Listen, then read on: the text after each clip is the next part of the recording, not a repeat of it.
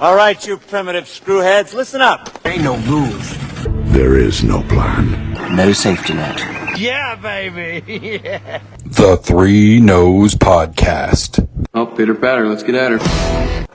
Hello and welcome to the Three Nose Podcast. I'm Jason. I'm Mike. And I'm Thirsty. Oh, me too. So, we just watched a promo from MJF on, I think it was probably like the last AEW show. Last night. Saturday Night Dynamite.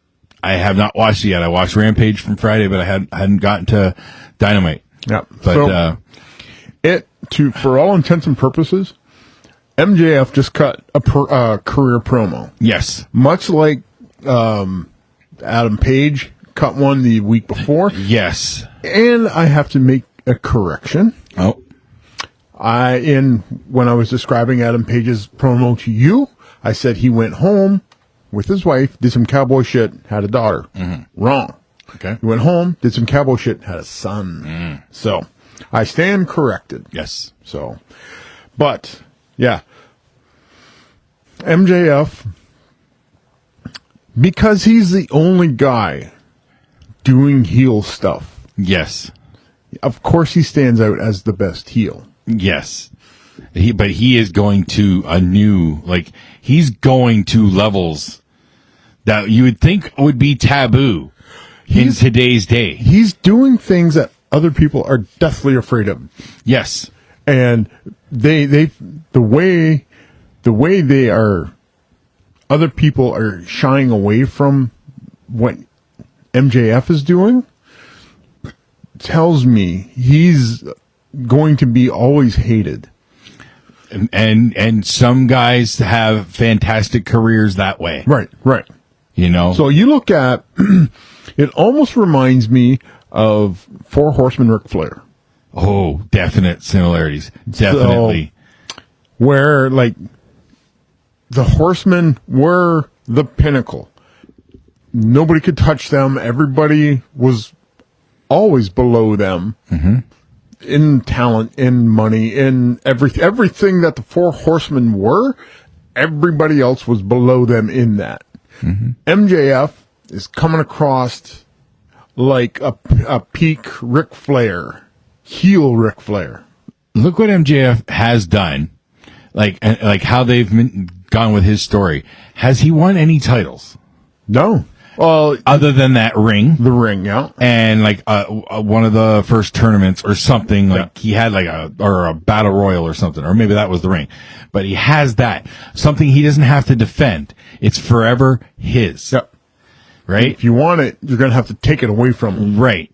So, but that's so like who cares about a title that you could lose on a fluke or whatever? Right. You know, he got that. Yep. So building off of that, and then what we saw today, where he went to a depth, like, you know, he hits a topic hard when he hit up Lex Luger. Yeah. And then he says, in a wheelchair. And you didn't even get all of it. No. Because Sting punched him in the mouth. Wheelchair. Yeah. And Sting punched him in the mouth, which 99.99% of the people on the planet, if somebody was saying that to you about your friend, you're going to react in the exact... Maybe not, but... Maybe not quite that high, but high percentage nonetheless. I was thinking my friends versus the rest of the world. I still think you're in the majority. Yeah. I still think it's an instinctual thing. Yeah. It's, it is straight up instinctual. So, yeah, I think it's a majority percentage. I think. Yeah, okay, we're there. But the fact that they're willing to go there. Yeah, that's the thing about that. Like I said, Tony Khan goes, all right, run with it. Yep. And Sting had to, I would hazard a guess Sting, they had to run it by Sting as well. Now, I have a question. I don't know if you'll know from behind the scenes. Is MJF? Is that a 100% character, or does he legitimately live that? or something close to it. I've only seen MJF break character once. Okay. And I think it was at a New York Comic-Con, and he was getting ready he was doing a photo op thing. Okay. And he's in there with, like, there's a little kid, and MJF was, like, on. Okay. And he turns around to say something to the little kid, and the kid sticks his middle finger in MJF's face. And it happened so fast. Max come out and go, "Oh, you can't do that, dude." Then, like, you could see him go, "Oh, no. Well, don't fuck you, kid." So it caught him and then knocked him right out of character. And then it come right back. I'm like, "Oh, wait a minute." So he knocked him on the ropes. He knocked him on the ropes. And you can hear people just like, blah. Like get that one lucky shot in, you know? That kid shot a shot, and it was a golden shot. And MJF is just like, I have to look what? that one up. Oh, shit. And I have to look that one up. Yeah, it was funny. And I said, it just caught him so off guard, because, like, the kid was over here, and John was somebody over here, and he turned to take the picture with the kid, and the kid's like, "Fuck you," that kind of thing. I was like, oh, this kid just got over like gangbusters on MJF, which is almost an impossibility. Yeah. So good for that kid. MJF is, in my opinion, the best heel in the business right now. He's firing on all cylinders, going to new levels that we thought we would never see with some of the stuff we just heard. And now he's got a possible catchphrase that could cement him. I think somebody's going to look at that and go like, "Dude, that's money." I'm tweeting it at him. I'm telling you, I'm going to tweet it at him. Because that is going to be a missed opportunity if he does not use that. Yeah. It was so good, and it fell out of his mouth so naturally. And like, MJF is MJF to everybody. I'm composing my tweet. Oh, okay. No, because did you see that tweet that MJF put out a while ago with him hitting a double biceps?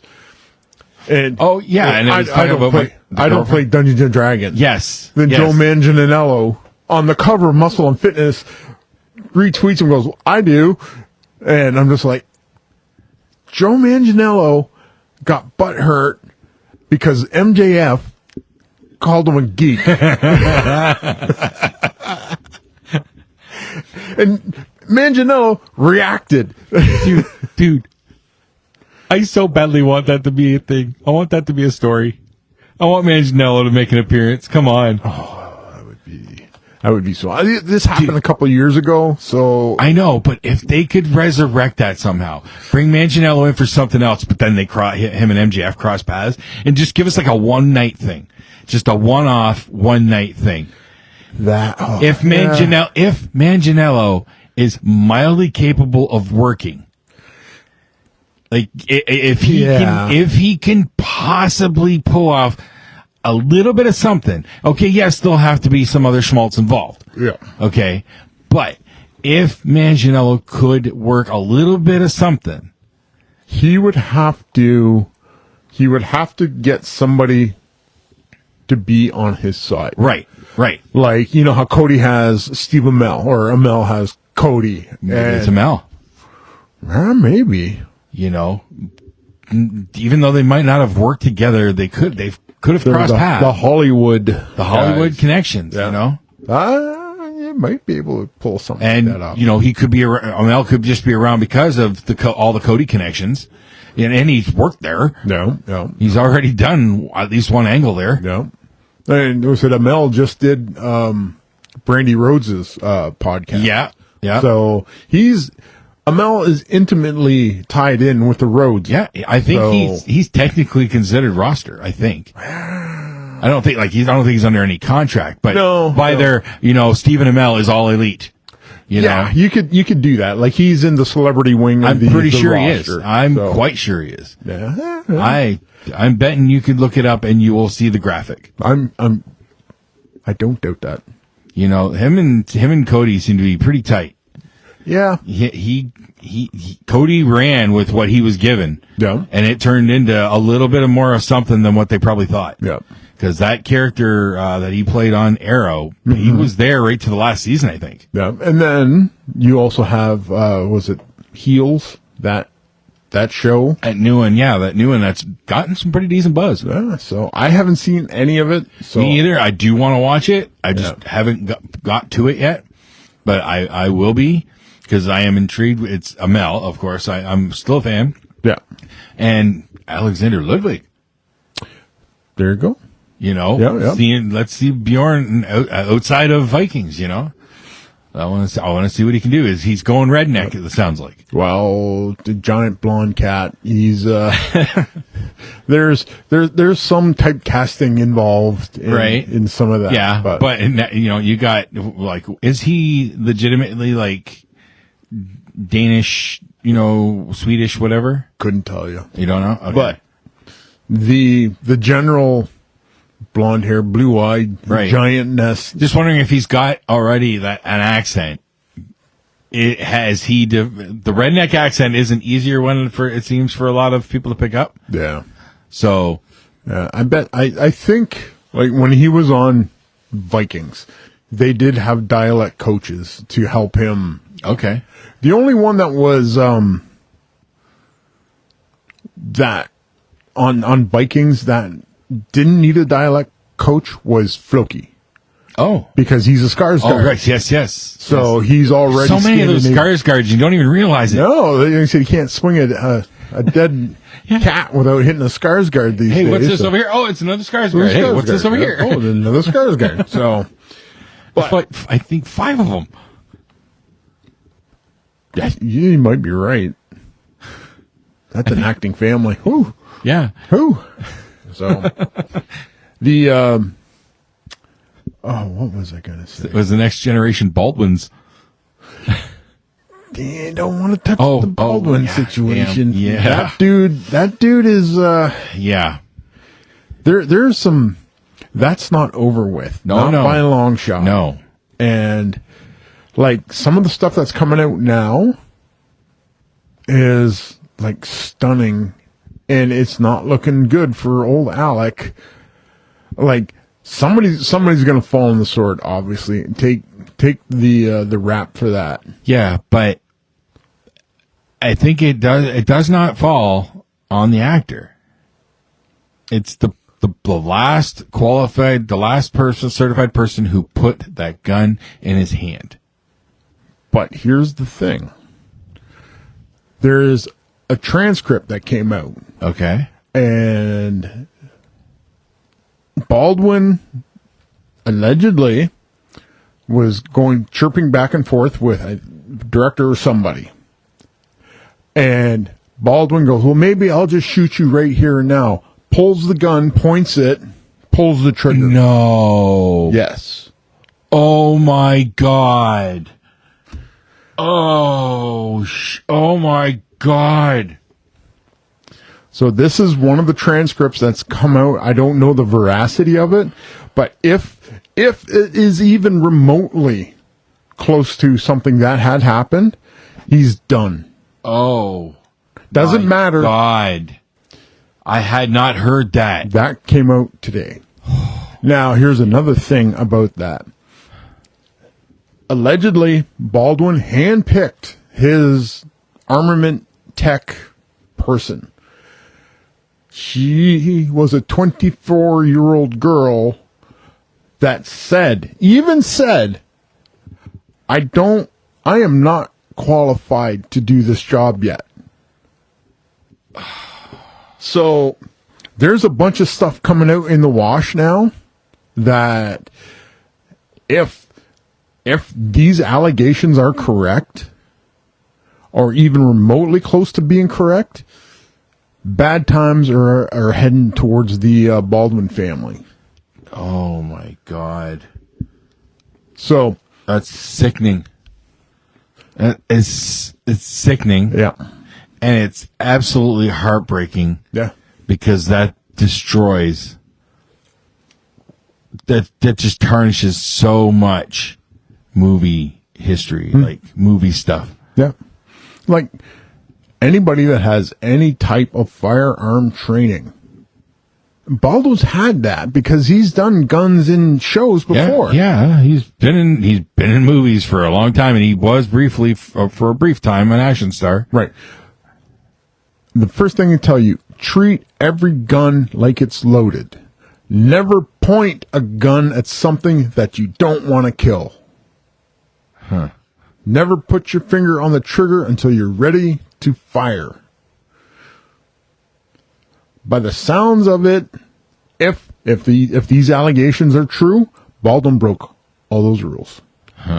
Somebody died. Somebody got really hurt. And Wow. this, like, the allegations of this changes everything. And Yeah. because everybody's going to go, well, it was the property master's fault. To an extent, yes, because there should not ever be a live gun on a movie set. It should always be a blank gun or a dummy gun that can't fire. Right.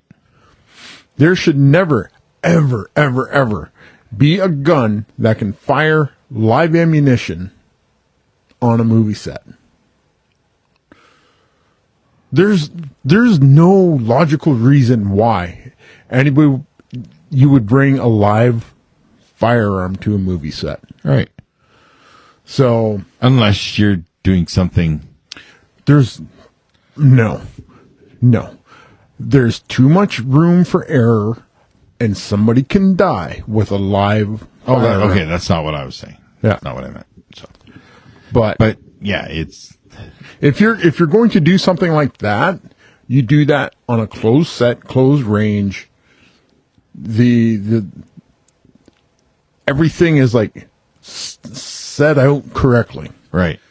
That day, Padre took us out to the gun range to do. When I even said this before, I said when Bellamy was talking about doing gunplay in a movie, I insisted anybody that's involved gets some kind of firearm safety, how to properly handle a gun. There's no way we were going to be having even a blank gun on that set. Everything would have been a toy or an airsoft or something like that. Even an airsoft is dangerous at proximity. Yes. But there's no way that there was going to be a firearm with a gunpowder cartridge put into it on that movie set. But everybody needed to know how to properly handle a pistol or rifle and shotgun. I was as soon as that came down the pike, I was just like, this is not going to. I had no skin in the game other than somebody could get hurt if somebody's not paying attention. Somebody's dicking around. Yep. And somebody gets really hurt. Yep. And then a whole bunch of people get sued and thrown in jail. And, it's mostly younger people all around you, and, everybody Games. matures at a different rate. Yep. Games get played. Yes. And dumb shit happens. Yep. And in this day and age, everything's on camera. Yes. Especially on a movie set. Yep. So it was. When I heard that, the first thing that jumped in my mind was the Brandon Lee Yep. situation. I know exactly where I was. They immediately started making comparisons. They should. And like I said, when Brandon was killed, that changed a bunch of things. Yep. And I can What just, makes you wonder what changed, what has slipped through since then. somebody brought a live gun on set. But the fact that as I've said, I've always questioned the whole the blank had some sort of fragment or something, which is what I've always heard it described with Brandon Lee. Okay, I always kind of question that because we don't hear about this sort of thing very often. No. You know, this doesn't sound like a very common problem, and I refuse to believe that a fragment piece in a blank is that rare. Refuse to believe that. We have two friends that are intimately aware of firearms. Right. And they will be able to tell you with certainty how things, like what can get into a blank gun, what can cause a blank to hurt somebody, whatever. And I don't believe the blank something lodged in the barrel story. Okay. And especially after Brandon Lee. Yeah. So there's just, and I said Baldwin is such an adamant anti-Second Amendment activist, which just like the hypocrisy of what he does smacks of like hypocrisy. It's just like, how can you? I'm having a very hard time. It makes you question these things that they support, their beliefs. Yeah. When they're obviously going against their own beliefs for a paycheck. Well, that's, like I said, it always falls into, especially with the government and stuff like that, rules for thee, not for me. That's how that works. So, of course, he's going to say, you don't get any guns, you're evil. But here he is, like, portraying gun use and violence on, to get a paycheck. It's pretty brutal right now. Yes. So, I don't know where it's going to land. This is one of those Hollywood stories that's going to be on the radar for a long time. Yeah. And it's going to lead to a lot of interesting discussions and probably a lot more. Alec Baldwin's done. It's highly unlikely that he is going to be able to get out of this one. I disagree. I think he's going to skate. You think he's going to totally skate? I think he's totally going to skate. You don't think it's going to linger? Well, it's going to got to linger with him mentally. Well, it should. It really should. Yes. I Put it this way, I'll question if it doesn't. Yeah. Yeah. If you, like you said, if he doesn't feel anything about this, he's an absolute psychopath. And there's how do you explain that to the person that you blame for that girl? I bet you, I just bet you she's the one that's going to take the rap for that. I'm really concerned that that he's gonna start marketing off of it. Yeah. Yeah. Okay. The talk show circuit. Yeah, he's going to write a book. He's going to profit off his story. Now, there's that old saying, never let a good tragedy go to waste. So, yeah, it is a thing. It is an actual thing. It's the fact that, we've lived through the tabloid years. So we've seen this type of story grow. Yeah. We know how these stories go, Yeah. and this is just one of the bigger ones. Absolutely. But if this persists for any longer than a couple days, watch the news. Yeah. Watch the news.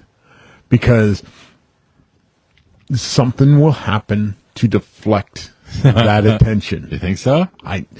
Dude, what have we been living through? Yeah. It happens all the time. Yeah, but do you think this is that story that they need to deflect from? Dude, what is this deflecting us from? COVID, other COVID things. Yeah, maybe. And like I said, him He's a liberal sweetheart, and if he looks like he's going to get raked over the coals real bad, something's going to happen, and the attention is going to be deflected. And he's known as to be a notorious dick. Yeah, and he's willing to throw hands. Yep. So if this persists for a couple more days, watch the news. I'm going to try and pay attention for that. Yeah. Okay. I don't know where we were at or whatever, but we were talking about MJF. Yes. And then the conversation of dickishness. Yep. Organically turned to Alec Baldwin. Yeah. Okay. Yes. MJF. That was a phenomenal promo, and that catchphrase. He's got to run with that. He would be dumb if he grabs that. He's going. He can ride that forever. Yeah. That is a career stamp. Yeah, that's his there.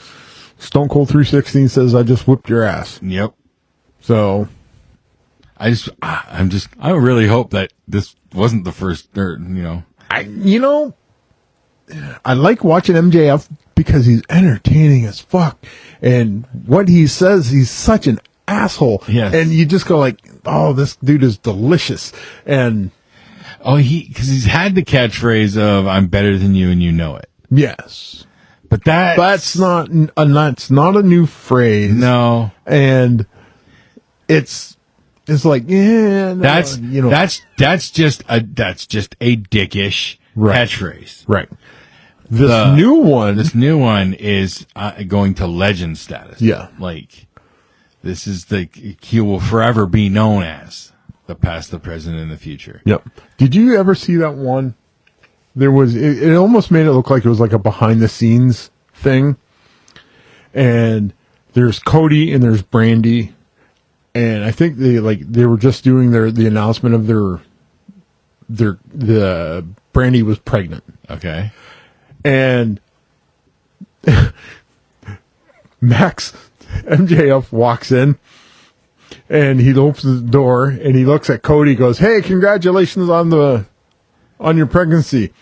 "Oh, screw it. No, I don't give a fuck." And he walks out and the camera pans back to Cody and Cody's just like, "Thanks, Max." That made me believe that it was a real interaction right there. Because the look on Cody's face is like, "Thanks, Max."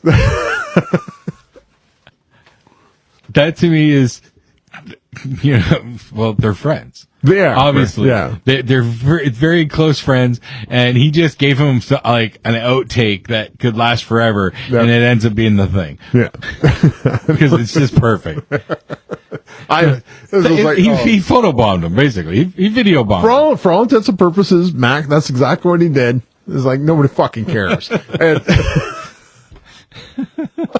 like, one of the best moments a couple could ever have is they're announcing we're expecting a baby. Is like, and Max Friedman goes, "Who fucking cares? There's babies born all over the place." MJF, he will have a long career in wrestling, because he already is showing to me and I don't know much about the past of this guy. He could be a Bobby Heenan. Yeah. Oh, yeah. Wrestle. Manage. Commentate. Yeah. Fuck.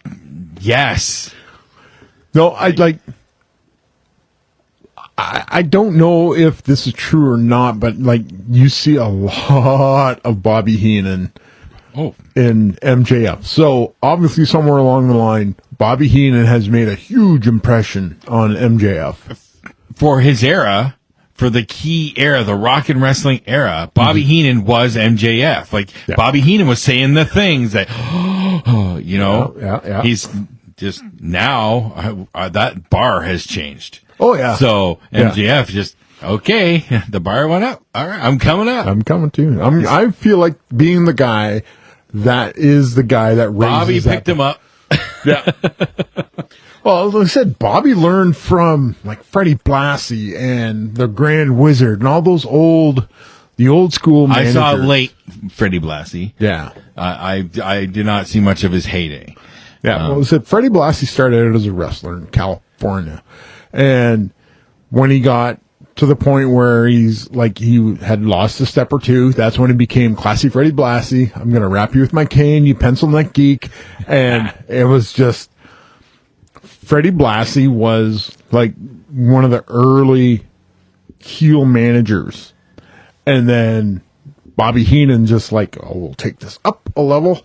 And away they went. So And the whole Weasel nickname. Yeah. Just stuck. Yeah, it's fantastic. Yep. And like all good managers, Bobby was there to take the humiliation of the people that he was wrestling. Mm-hmm. That was Bobby Heenan's job. If you asked him, he would tell you, it was my job to look bad. I was supposed to get my ass kicked. So, John Studd, Bundy, all of the Heenan family, they didn't get the comeuppance. Mm-hmm. They maintained their heat. The good guy got his pound of flesh off of Bobby's ass. Yes. So yeah, that's true. It was always, they were never going after the wrestler. They were always just trying to get past the wrestler to get to Bobby. They were always trying to get to the wrestler. Bobby put himself in the way. Oh, okay. It's the other way around. It's the other way around. Okay. Because the wrestler's not wrestling Heenan. The wrestlers, like you have Hulk Hogan wrestling Andre the Giant. Yep. But Heenan is going to be running interference, so Andre doesn't look bad. Mm-hmm. Hogan gets to be the hero, and Andre is walking to the back while Bobby Heenan's getting his ass stuffed into a weasel outfit in front of a capacity Madison Square Garden crowd, and Andre's fine. There's nothing wrong with Andre. Andre keeps his heat. He keeps his mystique and everything. Hogan gets to be the hero. Was that Silverdome? No, the Weasel costume wasn't at Silverdome. No. That was more like a Madison Square Garden deal. But they did that a bunch. Like there was more than just one Weasel outfit. Yeah, my dad was at Silverdome, so yeah. But I don't remember a Weasel suit at Silverdome. No, not at Silverdome. So that they said Bobby Heenan was there to he was the whipping boy for the Heenan family. Mm-hmm. And they said he played his role to the max. Yep. So no pun intended. And when they were weaker on the mic, well, he always could pick up that slack. Right. That's why King Haku did not do a whole lot of promos. No, they're always just going. Right. They said there's some guys like an attack dog. All right. Some guys had the look and the ability, they just didn't have it on the stick. Yep. So or they just couldn't speak English. Something to do that there was a little hitch in the program. So you give them a guy like Bobby Heenan or Freddie Blassie or Slick or even like Arnold Skolin. He was a babyface manager for Bob Backlund. Okay. Like Bob Backlund was squeaky clean like this, but Arnold Skolin could get on the stick and do the promo that Backlund was just like, drink your milk and stay in school, kids. And like I said, then Skolin would get up there and say like, yeah, in Iron Sheik, we're going to put our fucking collective bootses in your ass. So you need some guys that have the ability to talk. Yeah. To round out the package, like smooth out some of those rough edges that some of those guys have. Yep. So, and that is super important. Yeah. So what that promo does, that puts a lot of people in seats waiting for Darby Allin to come back to get his revenge on MJF and Wardlow and Shawn Spears for the humiliation that they heaped upon Sting here in Darby Allin's name. Yep. So that when it comes down to it, one of these days, MJF is going to be in a ring, and all of a sudden, Darby Allin jumps him from behind, and the place is going to go bananas. Yep. So, Yep. Darby Allin is one of the hotter commodities in AEW. yep. Like, he's got a strong following. Yep. So really with this program, all you have to do is just have MJF just talking shit about Darby Allin and Sting from now until when Darby Allin is ready to come back. Yep. And then when Darby Allin's ready to come back, you have Darby Allin jump MJF Yep. in the most horrific and glorious manner possible. Oh, guaranteed it'll be a skateboard to the face. Oh yeah. Oh yeah. Guaranteed. So- That's Darby's thing. Yep. The skateboard is a weapon. Yeah. So it will turn into, all you got to do is let MJF talk people into the building. He's gonna clock him with the skateboard. Wardlow's going to force feed him the skateboard. Well, somehow I'm just picturing at some point we're gonna see Darby Allin knock out MJF with a skateboard, put him in a body bag, and drag him away. Yes. We're going to see something like that. Yeah. Well, don't forget the MJF Inner Circle feud lasted a year and a half. Yes. So you could get, and there was not a whole lot of contact No. between those two. It was a lot of MJF talking shit about everybody. Yep. And everybody, like, the more he talked, the madder everybody got, and the more the people wanted to see MJF get his ass kicked. Mm-hmm. And they didn't get it because he was better than you. That's awesome. It was it's great build. The fact that they're willing to commit to long story. Yeah. You know, that's huge. Yeah. That's where Vince can't do that. Vince keeps chooses not to do that. Vince is panicking right now because of AEW. Yep. And Vince used to do WrestleMania to WrestleMania storylines. You get a year program. Mm-hmm. And for whatever reason, they got away from that. And it turned into hot shot booking, and it turned into, what's the competition doing? And I said that's when you started to see the decline in the quality of the matches and the programs. And then we started getting the short terms. Yeah.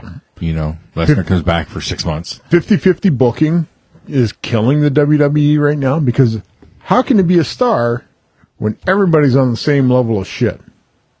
Pretty much. So the only reason Roman Reigns is over is because he's beating everybody. Mm-hmm. That's the whole idea of getting somebody over, is they beat everybody's ass. And you can't do that if you're swapping wins back and forth. Nope. So when everybody shits on Lesnar, back in the day, even in the Rock and Wrestling days, the champ, except for a stretch with Hogan, the champ didn't stay the champ for long. The heel would always screw him over to get the belt back, and then we'd have that long road to get that title back. Yeah. It would take, Hogan went like probably a year between title reigns sometimes. the Chase storyline works, redemption storyline works. Mm-hmm. When DiBiase bought the heavyweight champion off of Andre, it's just like, what? That is awesome. And then they started to chase. Yep. And you just kind of like, this is kind of cool. Like, you could see how it's going. But the chase is where that's what a lot of money's made off. Like when Hogan had the belt, he was the pinnacle. Like I said, you always have to have somebody chasing somebody. And you have to make that threat viable. If Hogan's a champion, you have to make, Andre the Giant is always a viable competitor. Yes. DiBiase, if you watch that run up to that, DiBiase was just evil and mean and winning, and how like they built you up. They build you up, build you up, build you up. Get your shot. Oh, you might win or you might lose. Depends on how who wants to do business more. So you get shenanigans where Andre wins the belt, DiBiase buys it back, that kind of thing. Like I said, it might be due to the fact Andre was declining in health. Yeah. So this is a way to, you keep Andre in the picture, but you don't put undue stress on him. Right. That kind of thing. So there's ways. And it made for a very interesting story. Right. Everybody wanted to see how DiBiase was going to get out of this mess, or how Hogan was going to get over, like finally get his hands on. Yep. And that's why you had Virgil getting in the way. He was the guy. He was the speed bump for DiBiase to get the hell out of Dodge. Yep. So whenever Hogan finally did, send in the human shield. Exactly. Exactly. So it's a lot of the stuff made sense. Then some guys are like, oh, we've got better ideas. Well, as I said, a lot of that stuff's been working for like 100 years for a reason. Guys are making money off of it way back in the day. You know, the dynamic of like having that one heel, and then he has that hanger-on yes man toady best friend. He thinks they're best friends and all that, but he gets treated like garbage. Yep. You just don't see that much anymore. No. There's very few, like Danhausen might be the last example of that. He's an interesting dude. He's an interesting dude. Because I think Danhausen was hanging around with Carl Ouellette. And something shifted in that dynamic, and Danhausen went off on his own, okay, kind of thing. So, he's an interesting dude. Yep. So, who knows where? Like I said, he's making a career, yep, and he's another one of those guys that has figured out social media and is riding it all the way to the bank. Uh-oh. What? No, I got notes. Oh, okay. What are your notes? I don't know if you saw my tweet yesterday. Which one? I sent out a tweet about Ewoks. I did. It was hard to decipher. Okay. So, my Saturday morning ritual, Yeah. you know, wake and bake, watch some Saturday morning cartoons, which has been going through the Disney Star Wars droids and now Ewoks. Okay. Still in season 1. I get to season 1, episode 12. This is not the last episode. There's one more after this for the first season. Okay. So season 1, episode 12. Interestingly enough, titled Blue Harvest. Oh, there's some pulling back of the curtains. If you're not familiar, Blue Harvest was the name of the Family Guy Star Wars parody. Why? Because that was the working title they put on Return of the Jedi. Right. So Ewoks came out after Return of the Jedi, and they snuck another Blue Harvest in there. I found it interesting. Well, there's ways of. I looked it up. There's no mention of that. No. When you look up Blue Harvest, you just see the Family Guy and the Return of the Jedi reference. Yeah. There's no mention of the Ewoks episode. Because nobody remembers Ewoks. Well, it's on Disney Plus. So if you're not familiar with this show, it was the Ewoks from Return of the Jedi. Their nemesis were the Dulocs. They were like these. They kind of look like the Grinch. Okay. Green hairy that lived in the swamp, and they're just trying to steal and hurt them and all that stuff, right? And then there's a creature that we only see in this episode, the giant flog. They're giants, basically. Okay. Just a giant. Well, the Duloc steals a love potion from the Ewoks. The love potion on it, if a Duloc inhales it, Okay. it puts them into like a hateful rage. Sure. But anything else, it's a love potion. but they don't know the love part. They only heard the hate part of the description of this potion. The Duloc. Dulocs. Okay. Okay, so that's why they wanted it.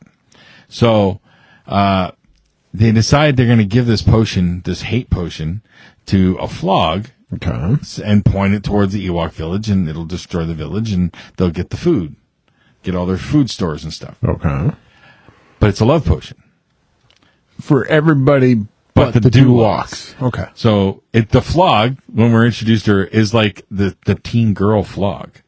He's like, you see her pruning herself while looking in the river in her reflection, like, and she's making goo goo eyes and stuff, right? But she's alone. So he douses her with this stuff, and instantly, her eyes start popping with hearts. Yeah. And she looks the over. Standard cartoon way of showing somebody falling in love. You're right. And she starts hugging things. Like she picks up a rock and hugs a rock and it crushes. No, and of course. She picks up a tree and yeah. Came for fucking ecstasy. They did.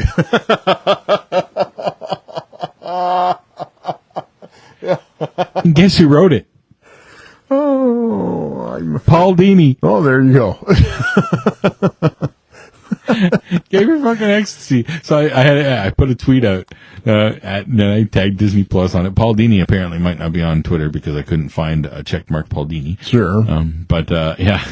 His publicist is. But there's been no traction on it whatsoever, so. Probably because it's such an obscure. Yeah, but it exists. And then my heart broke. Oh no. Yeah. I only watched the first season when I was a kid. Of Ewok. Okay. Because I think there was a little more than a year stretch between them. So I kind of forgot, fell off, was into something else at this point. And, but when it came back, it was the all new Ewoks. Instead of the continuation. Instead of just the, Ewoks. They cheaped out on everything. The art style, the animation style got a lot cheaper. Almost, I'm telling you, it was close to stop motion. It's like elements of Speed Racer. Oh, that's fantastic. For the second season. Is this Lucasfilms? This is still under the Lucas, whatever they were under at that point. I can't remember exactly who was making it. What year was this? 80, second season I think was 86. Oh, right there. Gas crisis. So, fuel shortages. Almost all the voice actors were different. They changed the look of some of the characters. They drastically. Did you not see the Ewoks Life Day episode? The Wookiees, whatever. They drastically changed the fundamental dynamic of most of the characters. Okay. Like a character that used to be like a confident and rough and tough is now a bumbling idiot. Well, the people change within a year, Jason. It was incredibly sad, and the biggest crime of all, they changed the theme song. Oh, bastards! The original, the first season theme song was this catchy little. They are the Ewoks and the spirits of the forest moon. It's cool little kind of grind. I like it. Okay, I dig it a lot. I don't skip that intro, okay? Let me put it that way. Okay. And they changed it to something that was like garbage. More garbage. 80s synth pop. And they went to, instead of a half-hour episode, they went to 2 15-minute episodes. God damn it. I watched one 15-minute episode, and I will not go back. Fuck them. I'm done. They fucking ruined it. George Lucas has a history of ruined childhoods. And it was still written by Paul Dini, which really hurt because the writing was so lazy. Too much ecstasy. Probably. Too much serotonin. Like I said, all the serotonin receptors are burned out. It happens. I've seen it. Yeah. So. Okay. Now, for the news that that has me really, really torn. I don't know exactly how I feel about this. Okay. The announcement that Mel Brooks is working with Amazon to do History of the World continuation TV series. I got a bad feeling about that. Me too. Because I love Mel's stuff. Okay. His humor is top notch. His stuff is hilarious. Yeah. And it gets a pass still. Blazing Saddles does. Is getting a pass. Yeah. Which Spaceballs gets a pass. baffles me. It baffles me. But it tells me that, guess what? Some humor, even if it is racially charged, whatever, Yeah. can still get through.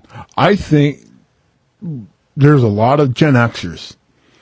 Like, don't dig your heels in Right, about a lot of things, but when it comes to Blazing Saddles and Spaceballs, those are hills a lot of people are willing to die on. Yep. And we made the joke dozens of times. Oh, you can't remake Blazing Saddles this day and age. It never would fly.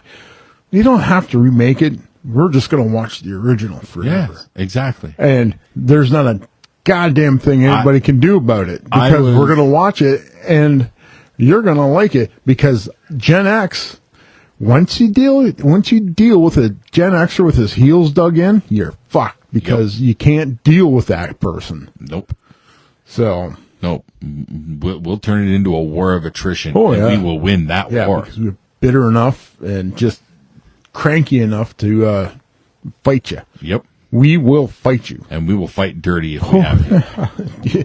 Your feelings, you think your feelings get hurt I was by an indifferent Gen Xer?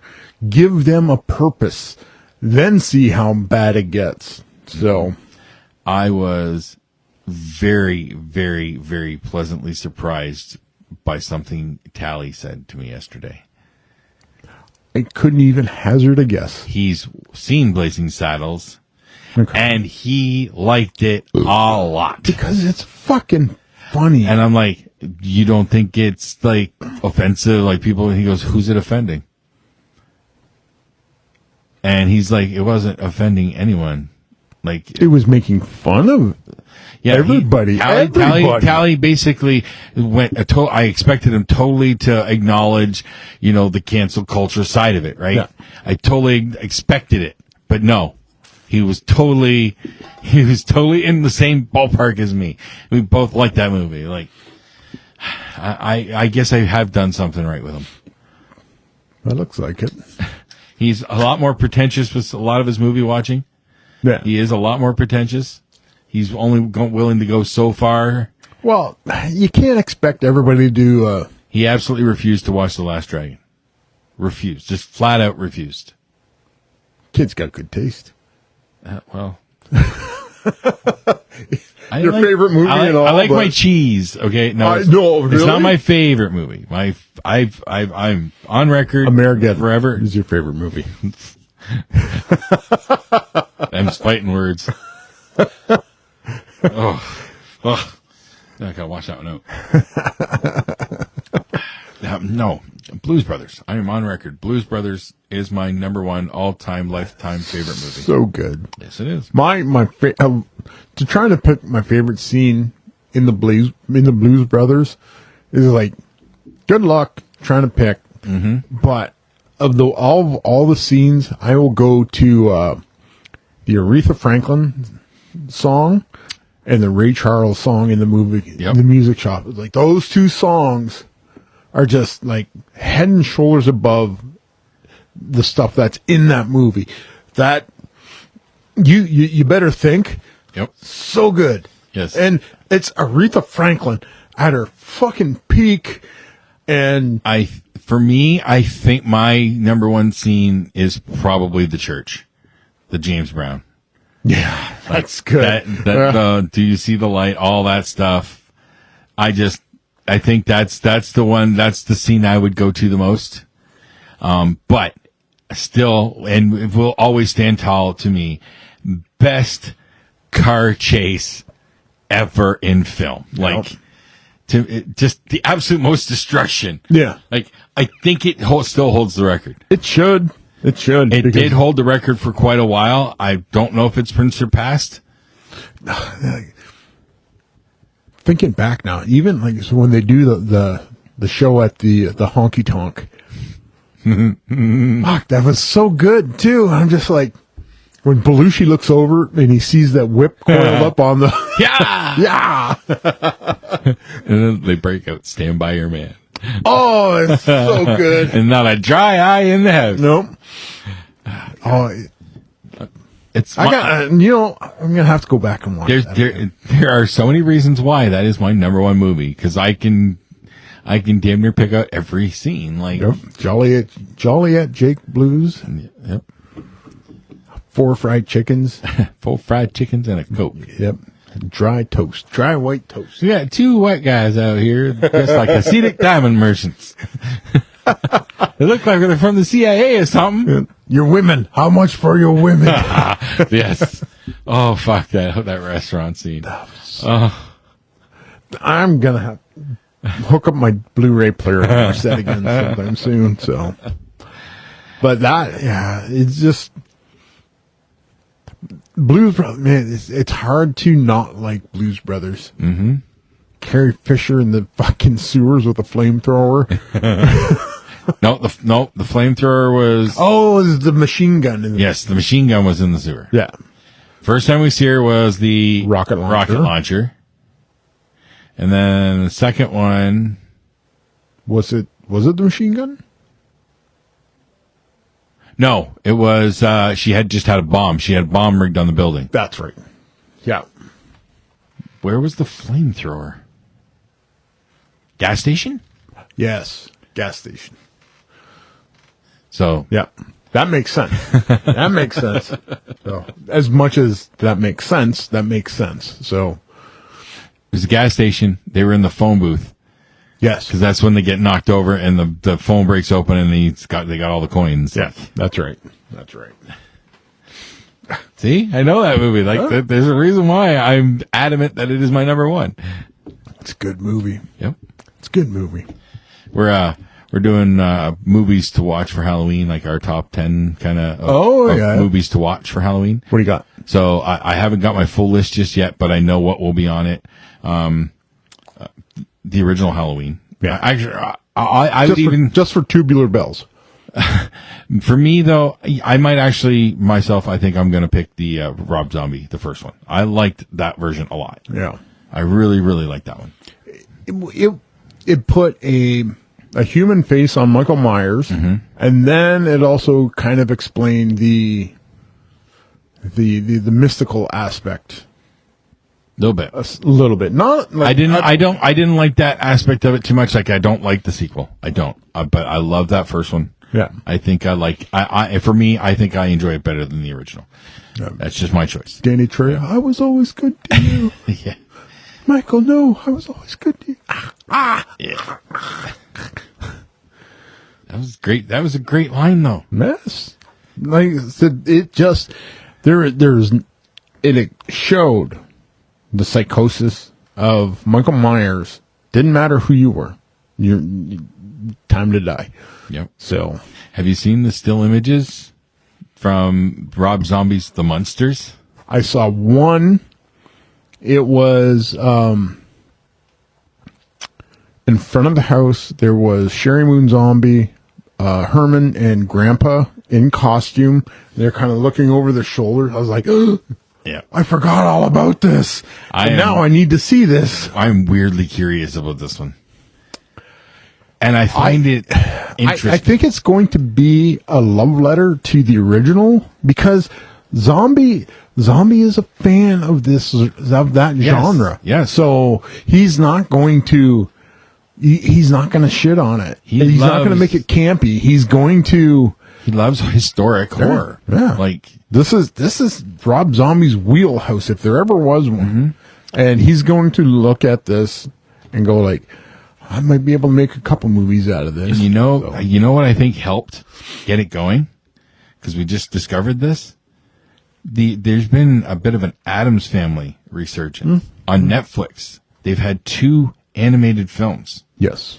that have a very interesting whole style and theme to them. Yeah. Very. If I looked up a little more about it, come to find out, it's based on, there was a comic strip. There's an Addams Family comic. There was strip? either a comic strip or a comic book at some point, and I think it might have been either like after the show Okay. that took it in a slightly darker direction, just slightly. And this version is apparently true to that, or more true to that. Okay. I will tell you, I really dug it. It was interesting.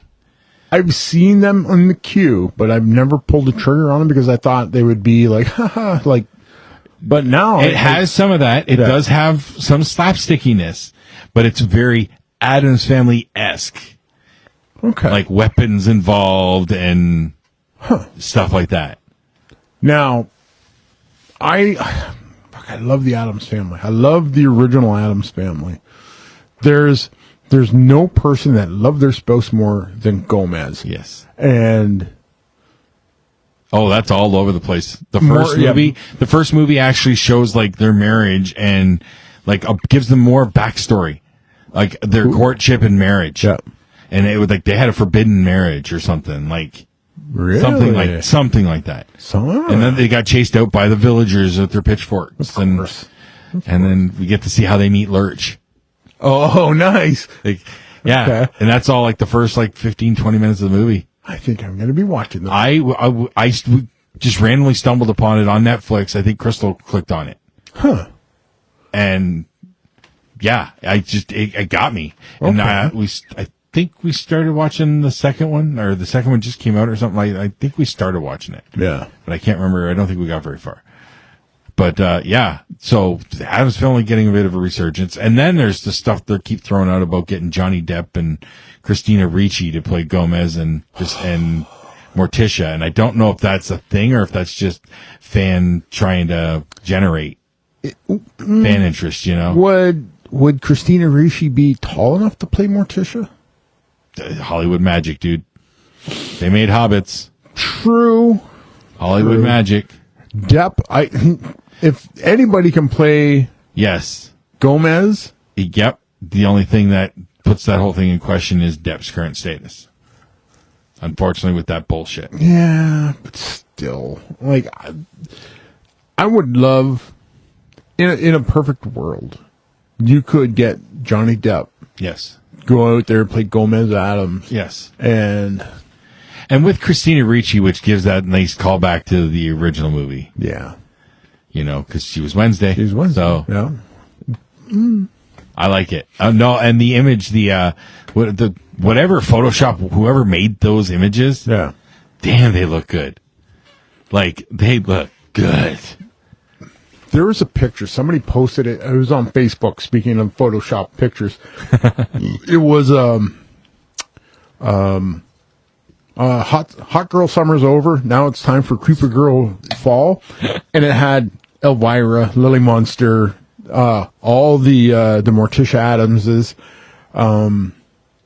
like just kind of posted in there. And I went, I approve of this message in a big bad way. So, Yep.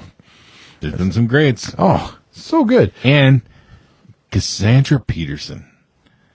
Yeah. She still is Still there. stunning. And it finally came out in the wash. Yep. She's got a girlfriend. Yep. I had no idea. Nobody And did. I'm just like, that is a secret that she kept for how long? I'm not. Yeah, I didn't delve too deep. It really doesn't matter to me too Yeah. much. But you know, I would be like, curious. Well, he said, if you were Elvira's husband, everybody would know that you're Elvira's husband. I would make sure everybody knows. That's my point exactly. I mean, I don't care if she's the breadwinner. That's the ultimate trophy wife. No, Come on. Yeah. So basically, you're the guy at the con sitting there catching the money while she's sitting on her throne, Yep. being Elvira, Mistress of the Dark. Yep. And they're going like, "Who are you?" "I'm her manager." Yeah. Air quote. So, but no, like I said, when they finally somebody goes, "Oh yeah," they said her girlfriend of X number of years, and I went, "Oh, cool." Yeah. So Good for her. good for her. Like they said, they've been together for a long ass time. Like it was something like 25 years or something like And that. that, you know, that's you always hear the stories. It's a It sucks to have to hide it like that. Yeah, yeah. But it was like a Hollywood, non-Hollywood relationship. So, Okay. so I guess her Elvira's girlfriend was not in the business or anything. So yeah, try to protect her, Right. Because you know, even when you're, even though Elvira is not the A-lister that she used to be, at one point she would have been probably considered that. Yeah. So I believe she's still, Elvira is still a massive star to the horror genre. absolutely, she's Like- the queen. She's the queen. Yes. For a good reason. Yes. And like that's not going to go away anytime soon. Mm-hmm. And try as she might, Sherry Moon Zombie might be trying to move into that position, but No, no. As long as Elvira is sitting on that throne, I've liked everything I've seen from Sherry Moon Zombie except for one film. Salem, Yeah. Lords of Salem, Yeah, because he didn't understand it. I don't. I hate that movie. No. What didn't you understand? I don't even remember now at this point. I just know I hated that movie. Sherry Moon Zombie was the last descendant of the lords of Salem that put the witches on trial. And the 3 remaining witches got their revenge. That's how that breaks down. Okay, well, whatever. I didn't like it. Didn't like it at all. It was mostly boring, and then got really fucked up, and I didn't no. So anyways, that's the only thing I didn't like, because I absolutely love her in 31. Mm-hmm. 31 is hands down my favorite zombie flick. It's so good. I think I'm going to be watching it very, very soon. It's a definite Halloween watch for me. Yep. It's going to probably be quite possibly my number 1 on that list tomorrow. It would be very hard to argue against that position. Like, original Halloween, your remake. Where would I put it? That's top 5 easy. See, I'm going to struggle with 10 because I'm not that big of a horror guy. Yeah. So Where does The Exorcist land on your list? I don't go back to The Exorcist. What? It was what it was, and I acknowledged how crazy but I don't like that kind of horror. That it makes me too uncomfortable. That's what horror is I all don't. about. I don't find it enjoyable. It doesn't hold me like that. I don't. It's just no. Okay, what's your list? What do you got? I don't know. Like I haven't got this even started fully yet, but I am probably going to be recommending this series I'm just finishing. I got like the last 20 minutes. Fear Street on Netflix. You've mentioned that. Yeah. It's based on R.L. Stein books. Yes. So I'm hearing that, and I know next to nothing about R.L. Stein books. I just know that they're young adult. Like, so how horror could these be? So they did a trilogy. It's Fear Street, 1994, 1978, and 1666. In that order. Way back in the day. They tell the story in reverse order. Nice. Which was an interesting choice to begin with. But then the first movie, actually, let me pull up my notes here because I have this worded a certain way that should hopefully make sense. Where do we go here?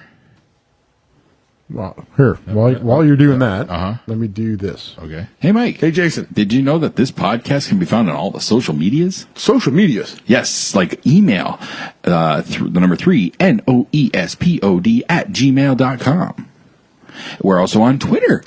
At the number 3, NOESPODCAST. Very nice. And you can also find this podcast on just about every podcast platform out there, including Spotify, Google Play Store, and Apple Podcasts. And Anchor FM. And I think we're on Carrier Pigeon. Oh, absolutely. And don't forget the Facebook page. That's the right. 3 Nose Podcast. That's right. Follow us there. See ya.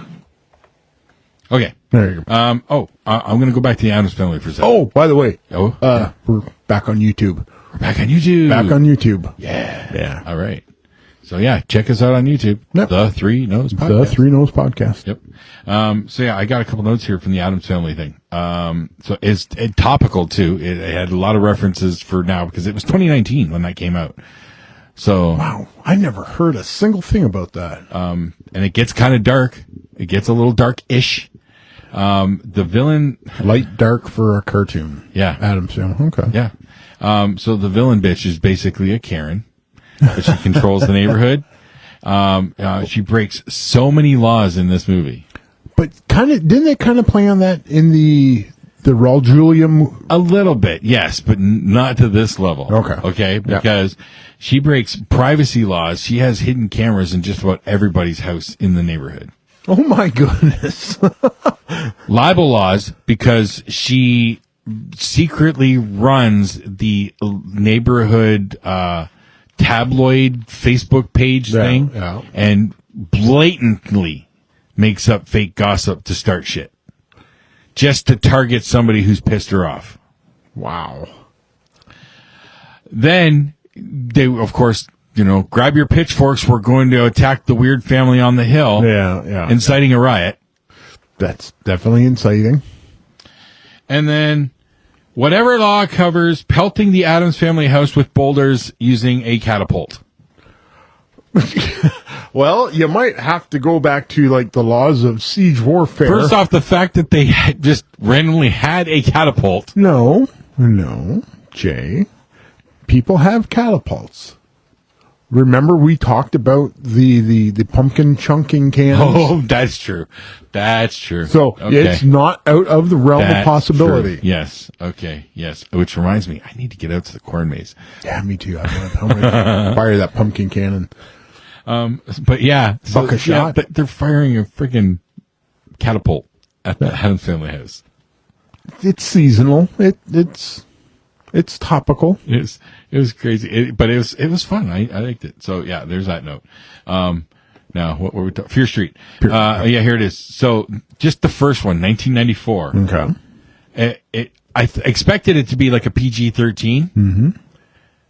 Then whoa, okay, that gore was a little much. Okay, I didn't realize what rating it was. It was rated R. Oh, And you really get that hard R thrown in your face in the climax. Massive fucking spoiler because I'm sharing this shit because I was legitimately shocked at what I saw. okay. Because I thought for sure there's no way they were going to go here. I thought for sure they were going to stop the curse thing that was happening right at that last pivotal second. A girl gets her head shoved through a bread slicer. Oh. And they show it. They show the ground hamburger coming out the other side. Fantastic. R.L. Stein, huh? Yeah. So I'm really curious to know if that's in the book. okay, hold on a sec. You go through that. I'm gonna look up R.L. Stein books here. So, without spoiling too much of the rest of it, that first movie though, they do this really neat thing where you don't know what you're getting, what kind of horror movie. At first you think it's going to be a 90s slasher. But then it shifts and, oh no, it's this kind of horror movie. And then it shifts, oh no, it's this kind of horror movie? Like, they bait and switch you as to what type of horror movie you're watching. Really? A couple times until they finally land on the what it is. Yeah. But what it is can encompass all of the others. It's involving a witch's curse. Okay. R.L. Stein has written more than 200 thriller and horror books for children. Okay. Children, teens, and adults. His Goosebumps series, Yeah. which has the best-selling series of all time for many years, is widely considered the consummate horror series for kids. While more than 400 million copies sold. Unusually prolific, he has written many other series, including Fear Street, Mostly Ghostly, and Rotten School, as well as other standalone books for people of all ages. R.L. Stein, Garbage Pail Kids. Whoa. R.L. Stein, Fear Street, Goosebumps. The Wrong Number, Deep Trouble, Goosebumps. Betrayal, R.L. Stein, Fear Street, Halloween Party. Oh, okay. Fear Street is the like an anthology Yes. title. Yes. Yeah, okay. Goosebumps, I was aware of the Goosebumps series. Yes, so was I. And I think I'd heard of the Fear Street series once or twice, but my kids never got into too much of the horror. Because you were scared straight. My boys got into like Lemony Snicket, Yeah. and I can't remember what Sky got into. She wasn't into as much of a reader. What? That just reminds me of what series of unfortunate events caused you to come out of your mom's basement there, Lemony Snicket. Sorry. Letterkenny flashback. Oh, come on. We're getting close. We're getting closer to a new season of Letterkenny. Yeah. They haven't announced it, but you just know it's going to be Christmas Day. I hope so. That's their MO. And what can you really ask for a much better Christmas present? At this point in time, no. For like thinking of all the things that I could possibly get for Christmas, a Letterkenny series is like would be perfectly fine. I'm probably going to be starting my Letterkenny rewatch soon. I think I have to do that. I'll start at the beginning, go through it all, even though I've watched those first 3 or 4 seasons like I don't know how many times now. So good though. Yeah, I know. So good. I don't go back to the later seasons as much. No? No. Where do you stop? I think about maybe 4, I think. That would something change? I don't know. I don't think so. I think it's just other stuff just is more and more good stuff has been coming out. Like, yeah. Letterkenny was really is one of the first newer shows that really stuck with me. And then we started getting a whole bunch of other stuff, so I think it's just attention. It's just haven't had, I'm trying to watch more newer stuff new to me at least. Somewhere along the line, oh shit. I'm drawing a blank. Uh-oh, pothole? Pothole. Go ahead. No, I just did a fucking pothole. God damn it. Fuck, what were we talking about? Letterkenny. I was thinking about what was coming out that might have distracted you. Okay. Expanse. Yeah. That's it. How the fuck did I forget the Expanse? Tally's gonna be. I think he's reading the books. Oh, okay. Or some of them, anyways. Yep. Oh, I better not. No, speaking of book reading, so I finished up one from Neil Gaiman called Neverwhere. Mm-hmm. Fantastic story. And Tally's a fan of Gaiman. He's read a bunch of his stuff. Yeah. So what this one is when the BBC was adapting Neverwhere for a short series, they would be like cutting like they're apt to do. Mm-hmm. And every time they would cut it, Gaiman would take the pieces that they cut and he goes, "Oh yeah, I'm going to put this back in the book." And it became like a running gag for like he would go to like a production meeting and they're talking about this scene was cut, these pages were cut. And then one of the producers finally looked at it, said, "Yeah, we're dropping this scene, and you're gonna put them in the book, right?" So like looking right at Gaiman and like calling him out on his shit, and he goes, "Yeah, I probably am." So the book that I read was the author's preferred version. So all the stuff that had been cut, he put it back in. They're doing director's cut of books now. Yeah, that's awesome. Yep, and it included a short story. There's one character. His name is the Marquis de Carabassus, and he has this coat, and he loses his coat. It's a magical coat. And many colors? No, many pockets actually. Oh. And he loses his coat, and he desperately wants his coat back. So basically, this little short story is about how the Marquis tracks down who bought his coat and how he got it back. So it's just a little rounding out of a character, but the entire story was okay. We're talking about Neil Gaiman here, so like to say it was a phenomenal story.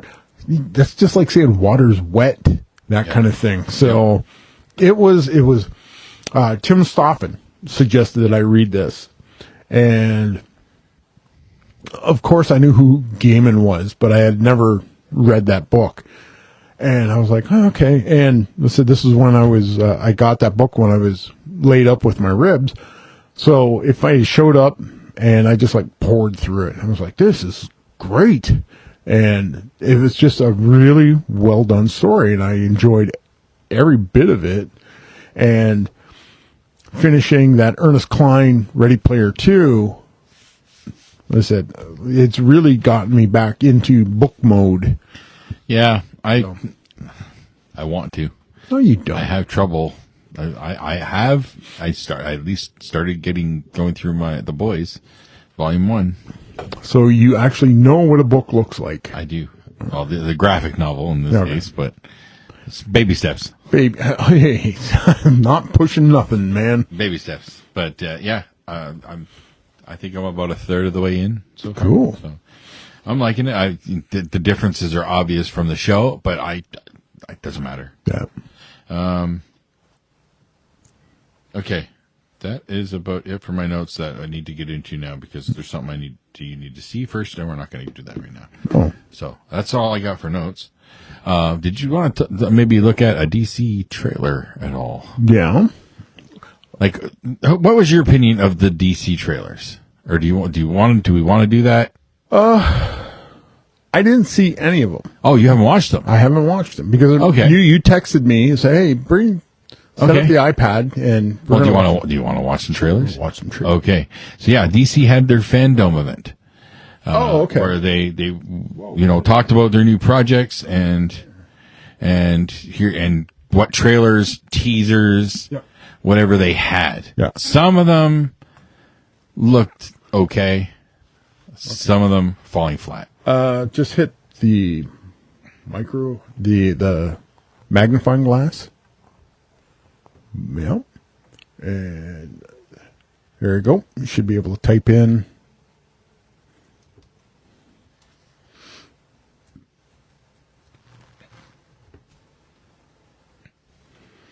Let me find the right slider here.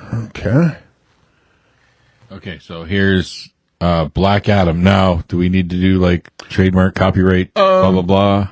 Everybody knows that we have nothing to do with DC, Black Adam, anything like that. If there's a commercial in front of it, I've got my finger on the slider. Okay. So, but we are going to be playing these trailers to get to do the reaction here. Okay. So hit that. Right. If there's a shit. There. Try that. Oop. Okay. What was that? That's an ad. Yep. Okay. And no, we don't get a skip option here. So Vero this da da da da da. I hate YouTube, and I'm not. Okay. So this is the Black Adam one? Yes. Okay. I've never seen the likes of it before. Having done James Bond for 10 years, 4 films, nothing compares to this. Pierce Brosnan? Yep. I play Hawkman. Oh. Cyclone. Atom Smasher. Dr. Fate, Dr. Fate? Yes. leading the whole charge, is Dwayne Johnson. He's more brutal, uncompromising, fueled by the depths of his pain. He's Black Adam. Black Adam.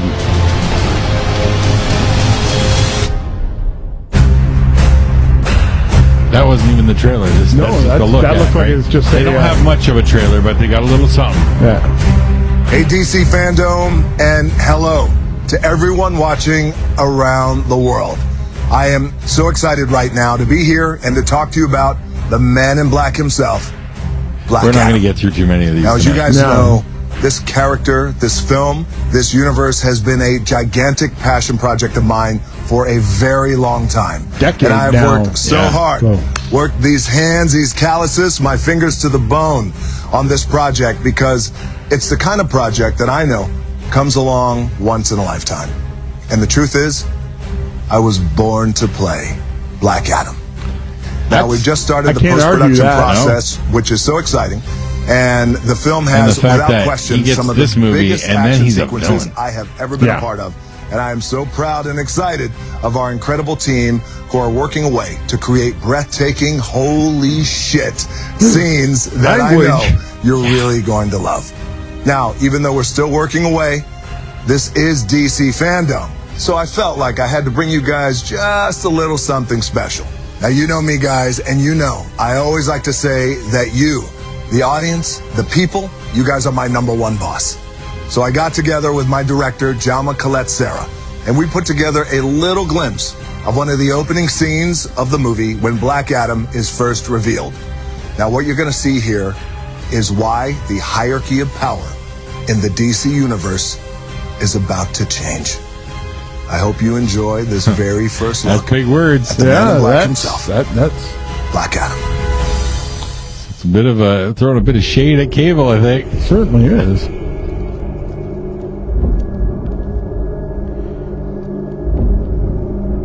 Spelunkers. Yeah, and some sort of underground tomb, it looks like. Whoa. That's Floating a crown. hieroglyphs. Uh-oh. Shouldn't touch that. I don't know why they always recite it out loud when they're deciphering. Every movie that they all do it. Yes. Well, it is a movie, and they kind of have to. It's that trope. How else do you release the bad guy from the prison? Yeah. Ah, that dude's dead.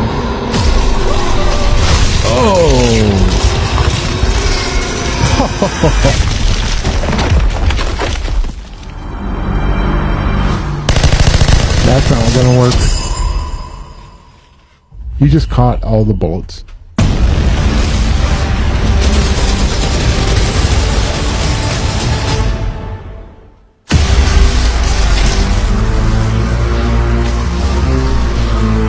Black Adam. DC. Yeah. What is that? February, I think. Huh. Yeah. That one got my attention. That one, yeah, that And knowing where that has to go because he is a villain. he is a villain. I am intrigued, and The Rock's a big get. Yes, it is. Well, it was like destined, really. Like Well, the fact that it's a passion project for him, yes. Okay. But it's the fact that, okay, we won't get The Rock in the MCU.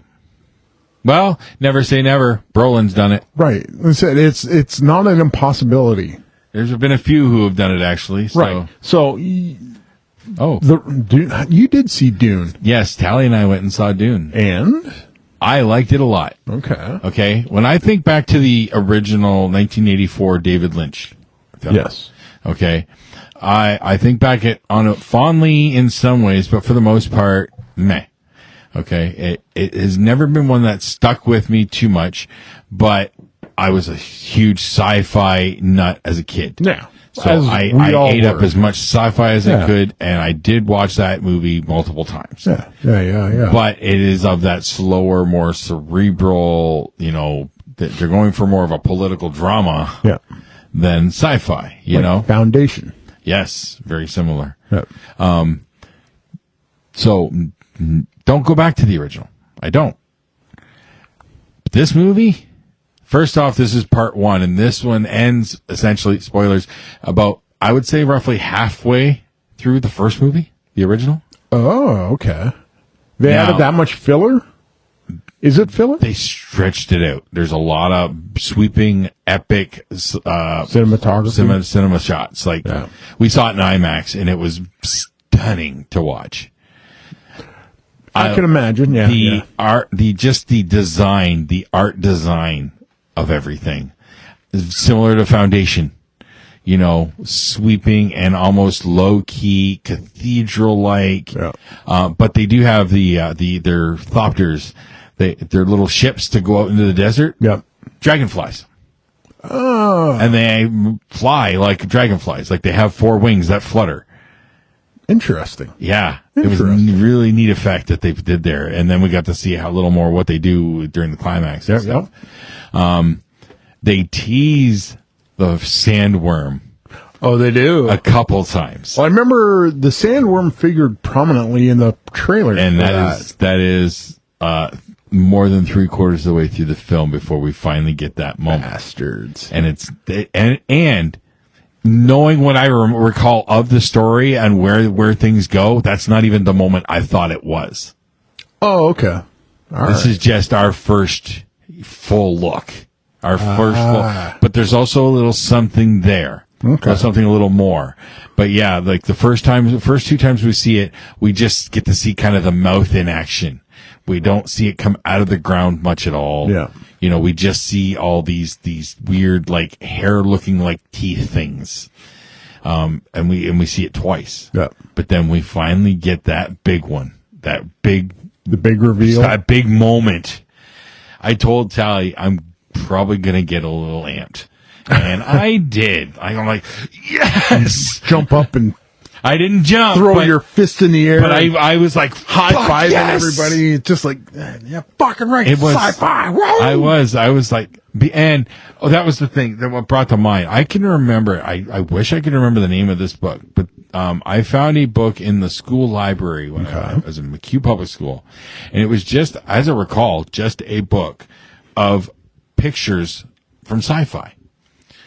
Whether they were just original art pieces or whether they were poster art for movies or something, I don't remember. They did a lot of those books, so like the art of sci-fi kind of stuff. Yeah, and I'm telling you, some of the images didn't have the internet back in. I know. That's why you had books. But the art, like some of the stuff that they use, some of the images in this movie. Damn, did I get like thinking I was looking at that book? Really? There was a couple things in particular that looked like I swear I saw it in the book, and the sandworm is one of them. Yeah. Their look for this sandworm to me, I swear it's what I'm seeing from that book and when I was a kid. What about, how does that measure up with the reveal of the crate dragon from The Mandalorian? Ooh. Because we've always heard about the crate dragon. Yeah, we've seen part of the skeleton. Right. But, yeah. A little more history, I think, on that one. On the crate dragon? On the crate dragon. Yeah. I think, well, you know, I guess it depends on where does your sci-fi origin start. And for most of our Star Wars generation, it's Star Wars. Yep. Oh, by the way. Yep. This is episode 66. Yep. And I'm going to name it the Three Nose Podcast, Order 66. Nice. So nice. As soon as I was looking at the order, I would have failed myself as a sci-fi nerd if I didn't call it Order 66. So very nice. Anyways, that's so, why. Yeah. I had Star Wars on my mind for a day. Star Wars is never far out of mind. No. Never. No. But like I said, the giant menace that comes out of the ground is a trope, sci-fi trope. We even got it like twice in The Mandalorian with the ice thing. Yep. And the pilot episode and the crate dragon that we finally got. And so the sandworm in Dune has always been an iconic thing where said even in Dungeons and Dragons we have the purple worm that is always weighs heavily on everybody when you get into like desert scenarios and you're just like something bad is underfoot and at any moment the DM is going to TPK and Speaking of which, Oh no. Dungeons and Dragons Yeah. Saturday night. I missed another session. You missed it. Yeah, with my granddaughter. Yeah. There was almost a couple kills. Oh, again. Yeah. Oh. This time, Based out of stupidity this time? somewhat. Oh. So you remember last time we left off, we were entering the giant ice castle. Had we gotten to the ice castle at that point? We just got to the stairs. Okay. That's right. Yes, the stairs. Okay. So- yes, I remember the stairs. We climb the stairs. We enter into... Getting past the front door was an ordeal because we're all standing there like, well, what do we do? And Carney jumps up and there's a giant... On either door is a dragon skull door knocker. No. So he jumps up, bang! Oh. And we're just like, oh, yeah, we're going to die right on the doorstep. Wow. We wait and we wait. Nobody comes. So we enter the building. That's not good. That's not good. No, that's them setting up the traps. Right, exactly. So we open the door, enter in. There's nobody around. I'm just like, I'm waiting for the other shoe to drop, and it's going to happen anytime. We come across the door. Open the door. There's a frost giant at the end of the room, sitting in a chair. He's alive, but he's not moving. So we're sitting there in the doorway, trying to figure out how we're going to deal with this frost giant. Noah, Fizz, casts polymorph on the giant. Okay. If you were to cast polymorph on a giant, what kind of thing would you turn him Probably into? a small critter. Okay. I ask you, does a killer whale qualify as a small critter? No. Right. Because that's what Noah Fizz turned this frost giant into. And we're just like, And the logic? well, I've seen it done before. I did it before and it worked really well. And we're just like, killer whale, right? You know, like killer whale. So as we're arguing, Is he playing Fizbin? I don't know. You know, the I know who crazy- you're talking about, Yeah. and I am not sure. Okay.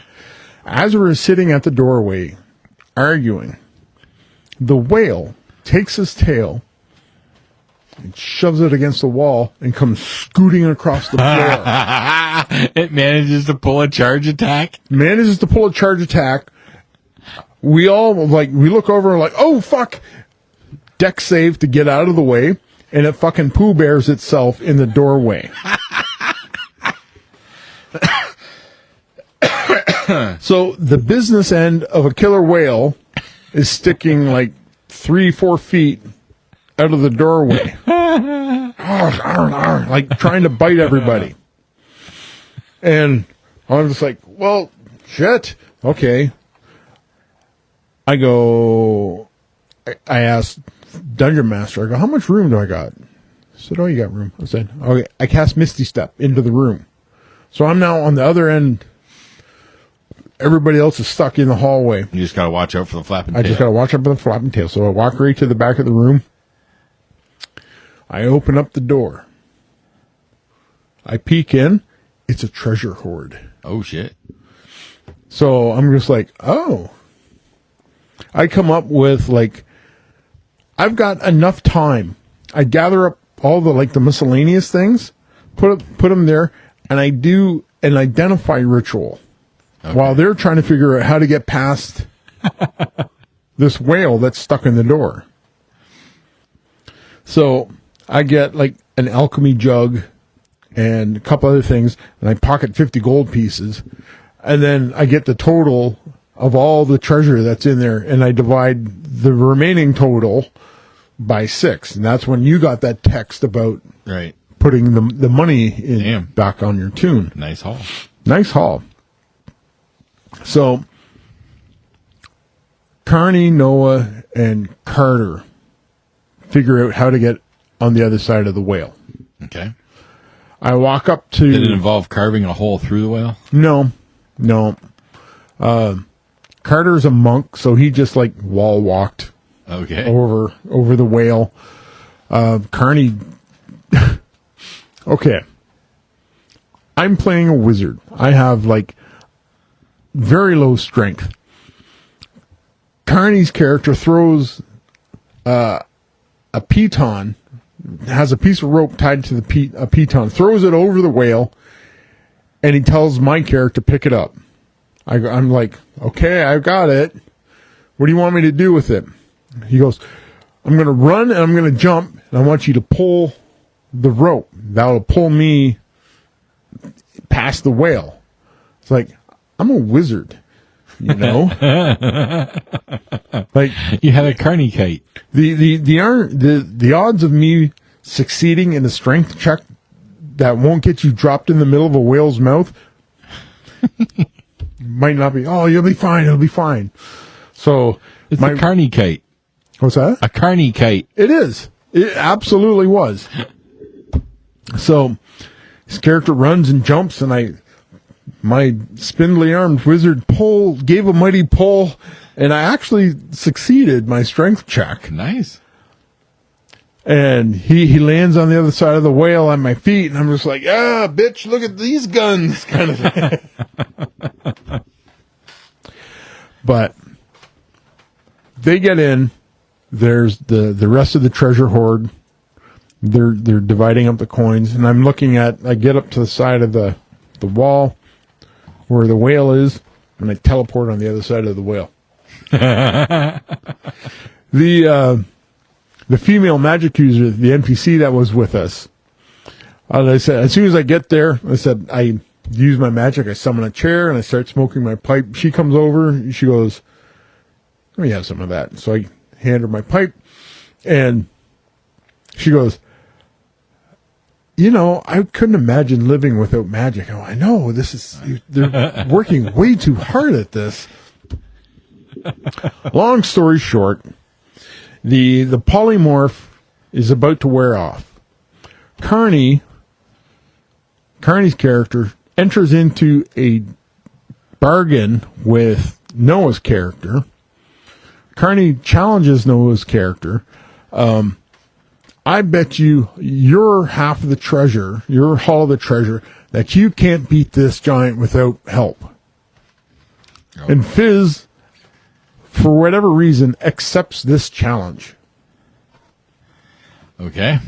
So Carney books it. He's leaving. He goes, I don't want to be any part of anywhere where this happens. So the spell drops. The frost giant turns back into a frost giant. Fizz hits him with a magic stone and a fireball spell.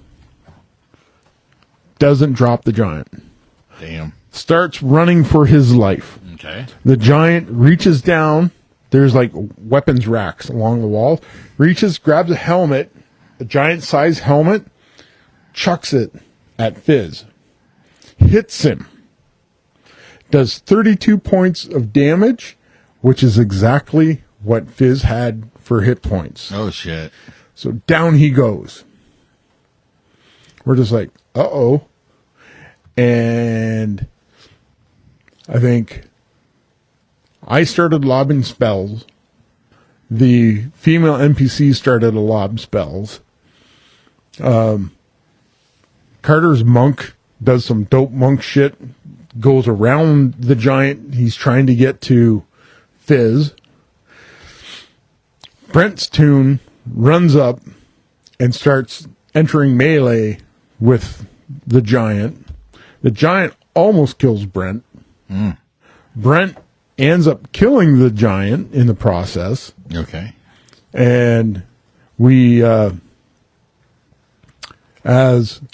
Noah went down, Carney came back to try to do like a medicine check to try and save Noah's life. He succeeded, but there's stuff going on where healing doesn't work that well here. Okay. So we almost lost Noah because he was at 2 death saves. Oh shit! By the time Carter got to him. Damn. Yeah, so it was fun. Oh, sorry I missed it. But That's all right. I take that granddaughter time. I've come gaming when we've had her, and I know Crystal doesn't like that. So You know it's also so bad? Getting kicked in the taint with a cold boot. all right. Wait a minute. This has been the Three Nose Got to Podcast. push the slider up Thank you for so the listening. volume. Still here? It's over. Go home. Y'all come back now. Cheers.